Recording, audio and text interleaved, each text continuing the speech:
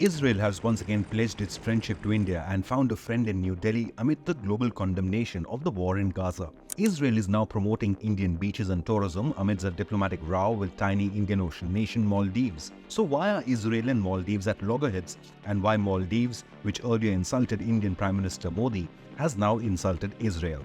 Amid fierce criticism from countries like Saudi Arabia, Turkey, France, Italy and Egypt over the Rafah operations, Israel maintains the war would not end until the return of all hostages. But the Maldives has gone a step further, first condemning the Israeli government on Platform X, then Moizu's Maldivian government banned all Israeli tourists. On the 2nd of June, the Maldives President's office released a statement saying, quote, President Moizu, following the recommendation from the cabinet, has resolved to impose a ban on Israeli passports, unquote. They didn't stop there, as the cabinet later said it is working on amending necessary laws to prevent Israeli passport holders from entering the country and further establishing a subcommittee to oversee these efforts.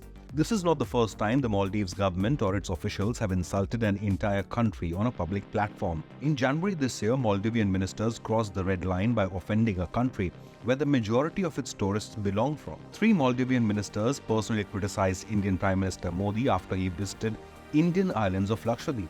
Did they think Prime Minister Modi's visit would impact tourism in Maldives?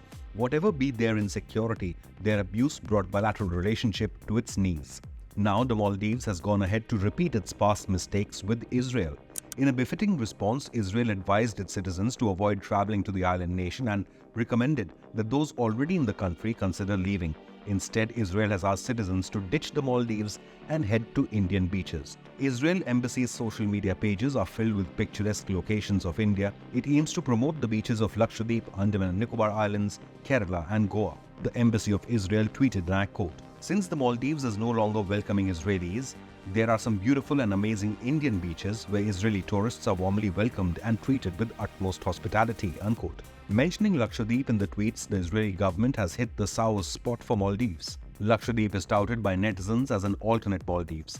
Boost for Lakshadweep would hurt Maldives, a country whose economy almost entirely depends on tourism. Malé is already hurting due to decreased number of Indian tourists, which is approximately 88% less compared to last year. Israel's support for India's Lakshadweep also showcases a comprehensive bond forged through decades of mutual support. India has backed Israel's military response to Hamas terror attacks. However, New Delhi has also vouched for a two-state solution for lasting peace. But let's also understand how Israel has emerged to become an indispensable partner for India in defense, technology and trade. Unaffected by the conflict, Israel's military exports to India are booming.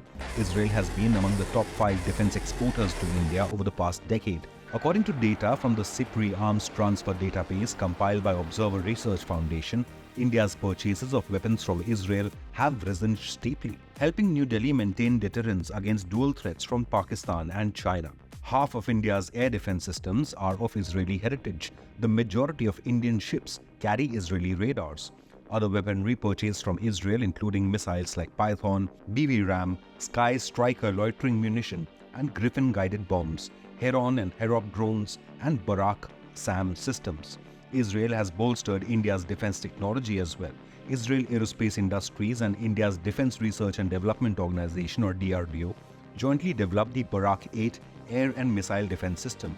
IAI is also working with Hindustan Aeronautics Limited to convert second-hand Boeing 767's civilian aircraft into mid-air refuelers for the Indian Air Force. Combining Israeli innovation with Indian expertise, Israel Aerospace Industries, a leading aerospace and defense company, inaugurated its Indian subsidiary Aerospace Services India in March. Foreign direct investment from Israel to India was $284.9 million from April 2020 to March 2023 in fields of agriculture, water and high-tech projects. There have also been negotiations over a free trade agreement between the two nations.